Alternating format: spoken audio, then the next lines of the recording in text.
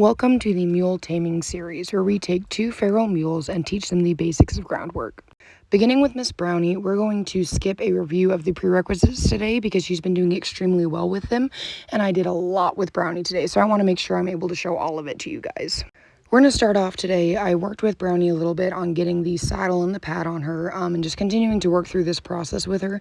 So you can see that I've got the saddle pad. I'm doing the same thing that I've done through several other videos, and I'm going to just start working on throwing that saddle pad on her and taking it off and on and off and on and off. And you can see with the saddle pad that she's a little bit tense. She's kind of swishing her tail, her head's high, and she's kind of in a stance that shows you that she's a little bit uncomfortable with what's going on. And so what I want to do is I just want to keep throwing that pad on and off and on and off until she starts to relax a little bit and realize that this saddle pad really isn't all that scary. Right here, I'm able to get it on her back. I'm going to ask her to take a few steps real quick to kind of just, give her a break from me throwing it on and off of her. Then we're going to switch to the other side, and we're going to essentially just do the exact same thing. Throw it on and off. You can see this time that, she kind of flinched a little bit right there, but her stance isn't as nervous as it was before. She's starting to get a little bit more comfortable with that saddle pad. Right here, she does go to jump a little bit, which is okay. So I'm just going to continue putting it on and off and on and off. And she's starting to get more and more relaxed every time I throw it on her. After working with the saddle pad for another 5-ish minutes, I end up grabbing the saddle. So you can see right here that I'm slowly making my way to Brownie's side, and I'm just going to work on getting the saddle on her back. That's pretty much all I want to do right now, is I just want to get that saddle on her back. So you can see that I'm, waving it around. I've got it on my hip, and I'm moving it around a lot just to kind of see her reaction towards it. And you can see that she's a little bit more comfortable with the saddle than she even was with the pad. I do have my nicer saddle out today, so hopefully I don't end up regretting this. I'll give you all a little secret, I don't. So I'm able to move that saddle around a little bit. She's kind of got that hind leg cocked and she's watching me. I go to kind of move it on her and she kind of tenses up a little bit, and I'm just going to keep doing this over and over and over until she gets more comfortable with me just moving that saddle around. Right here you can see I'm able to almost put that saddle all the way on Brownie's back, which is a good thing. She starts to relax her stance a little bit more. She's not she doesn't have that hind leg cocked as much. She's not as ready to bolt if she needs to. So this is a good sign for me to continue progressing on just working on getting that saddle on her back, getting it over her back, and resting it on her back. You can see right here I'm able to very slowly rest it on her back. So once I get it on there, I'm going to give her lots of love and attention, lots of praise for it, and just show her that overall she's doing a very, very good job. I'm not going to try and cinch it up today. I kind of want to, but I do have a lot of other things that I want to work with Brownie on today. So after giving her lots of love and attention, I'm just going to adjust that saddle a little bit, make some noise with it, and then I'm going to take it off and move on to the next thing. So you can see right here I've got this fancy schmancy cardboard box, and I'm going to use this for some desensitizing purposes. And so with desensitizing, the biggest thing with that is you just want to essentially do everything you can in a controlled environment, get them used to a bunch of random crazy things to help them build their confidence. That way, once they're out on the trails or out doing stuff and they see something that scares them, like, oh, I remember being introduced to a bunch of scary things and I was never hurt. I was okay. And so that's where desensitizing, you can use anything you want, cardboard boxes, plastic bags, all that fun stuff. And I just want to really work with both of these girls on getting more used to it. So I'm going to ask Brownie to lunge in a circle around me, and the goal is to get her to step over that box while lunging around me. You can see she sees that box in front of her, she stops in her tracks, and so what I'm going to do is I'm going to tap her with that lunge whip on the butt, and every time she just takes a small step, I'm going to release pressure. And what this is doing is showing her that that pressure is going to go away. All she has to do is get closer to that cardboard box. And the goal here is not to push her over the threshold, not to freak her out too much. I want to use this opportunity to build trust with her, help her build her confidence, and understand that while there's something scary in front of her, it's not going to hurt her. I'm not going to hurt her. And overall, everything is okay. You can see right here, she's starting to get closer and closer to that cardboard box, which is exactly what I'm looking for. She goes to sniff it right here. So I'm going to let her sniff it. I'm going to encourage her to go towards it. She goes over it. She kind of freaks out a little bit, but she still goes over it, which is okay. So I'm just going to encourage her to continue to lunge in that circle around me. And we're going to see if we can get her to go over the cardboard box, but a little less nervous this time. This time around, even though it still takes some encouragement, I am able to get her to go towards the cardboard box, and I'm even able to get her to step on it without freaking out too much. You can see here in just a moment that cardboard box moves just a little bit. I know it's kind of hard to see, but she does step on that box, and I'm very proud of her for that. So I'm going to give her that release of pressure, and I'm going to try to encourage her forward more and see if I can get her to put her other front foot on it and just go over it a little bit calmer than she did that first time around. Unfortunately, she does kind of try to jump over it. She's like, I don't know about that thing, which is okay. And we're just going to continue to work with her on this, just giving her little taps on on the butt for encouragement and just trying to get her a bit more comfortable with the box. After having her do this several more times, you can see that this time around she does go to trot over it, but she doesn't try to like jump over it. She doesn't try to blow over it. She just gives me like a nice little trot over it. She goes to stop right here, which is okay. So what I'm going to do is I'm going to take this opportunity to try and turn her in the other direction and do the same thing. I get Brownie right up to that cardboard box and even get her to the point where she's got one front foot on it.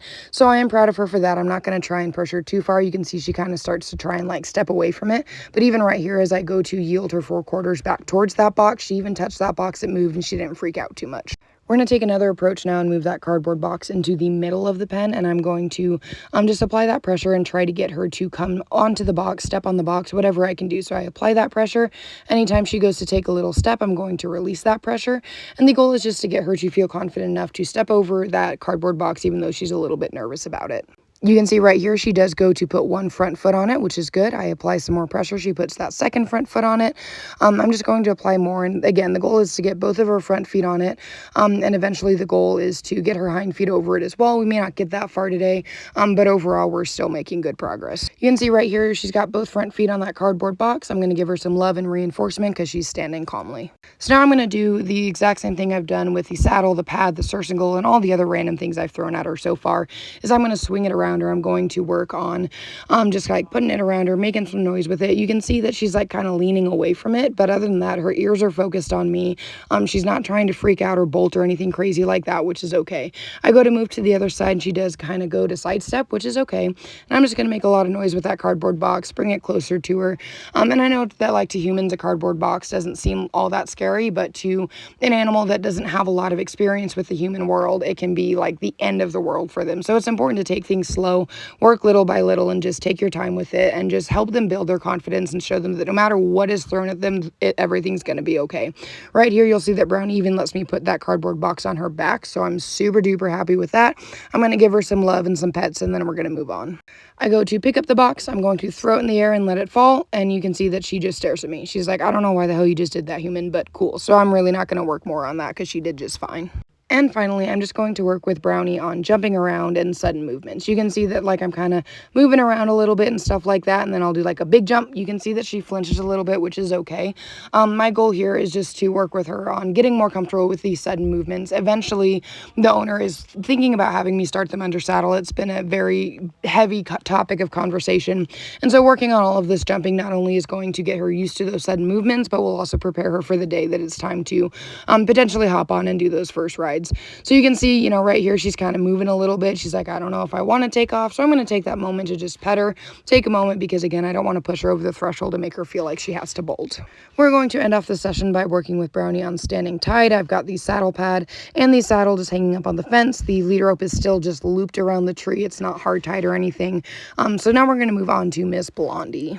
Blondie has also been doing very well with the prerequisites, and so I'm going to skip over them today just for timing purposes.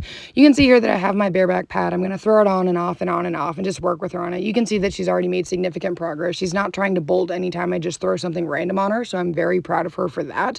I'm just using this bareback pad today. It does have kind of like an opening for spinal clearance and stuff like that. It's a super nice pad. It kind of mimics a saddle, but it's not as heavy. And so I'm just going to work with her with this today because I have my good saddle over with Brownie, and then I have my colt starting saddle over at a friend's place right now. So right here, you can see that even again, I go to switch sides and she's not trying to bolt or take off or anything crazy like that. So I'm still super proud of her for that. You can see right here, I'm going to grab the cinch and we're going to work on getting that cinch on her and see if we can actually cinch up Miss Blondie today.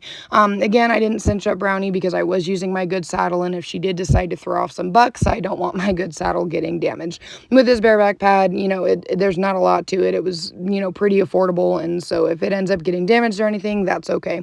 So you can see right here, I'm going to start connecting the cinch. I'm going to speed things up a little bit because it does take me a second. As I go to the other side to cinch it up all the way, you can see that Blondie starts to kind of back up a little bit. She's swishing her tail. She's starting to communicate to me that she's a little bit nervous, so I don't really try and continue to tighten it up while she's doing this. I'm going to wait until she stops and stands, give her some reassurance while she's doing this, and once she stops and stands and starts to realize that it's really not all that bad, pad, then I'm going to proceed with trying to cinch it up fully. In just a moment, you guys are going to learn that colt starting is not all sunshine, lollipops, and rainbows, and I like to show you guys every aspect of horse training. So I go to cinch that all the way up, and Blondie doesn't like it. She kind of jumps forward. She starts freaking out a little bit. I climb up on the fence just so that I can get away safely, and I'm going to let Blondie take a moment to try and figure this out on her own, just because I don't want to be an extra stimulus in there that's freaking her out. So make sure that your volume is all the way up, because I've got a really funny moment for y'all right here. What are you fucking laughing at, bro? One of our newest horses, Knight, decided he was going to laugh at that little moment, so I figured we could all laugh with Knight at that little moment. So one big thing I want to keep in mind is that there's a whole group of people out there that when you're starting colts, that they say that if the horse or the mule bucks, then you skipped a step and you move too quickly, but that is not the case. Bucking is a way that a horse or a mule communicates that they're uncomfortable, that they're nervous, and this is something new. They're going to be uncomfortable. They're going to be nervous. The difference between missing a step and just them kind of being uncomfortable is Blondie kind of had her freak out. She freaked out for a few seconds, and then she stopped and looked at me. I'm going to repeat that video clip again just so that you guys can see it. But she stopped and looked to me for guidance. Now, if Blondie had proceeded to spend several minutes freaking out, then that would be a sign that I had missed a step. So it's important to remember that if they buck, you are not a failure. Sometimes it just happens, but you want a horse or a mule that's going to be like, oh my God, that was scary. After their freak out, they stop and look to you and be like, now what do I do? Which is exactly what Blondie did, so I'm proud of her for that. Now I'm just going to try to encourage Blondie to lunge in a circle around me. You can see that I've got her moving out pretty nicely. Her freak out over the bareback pad and the cinch is over, and I've got her moving around, which is what I'm looking for. I get Blondie to lunge in a circle around me in both directions several more times. We don't have any more freakouts or anything crazy, so I uncinch that bareback pad. I take it off of her. You can see that she kind of backs up a little bit, but overall I'm still extremely proud of Blondie for what she did today, even with that little freak out. So I'm going to end up calling it a day because she did super duper well.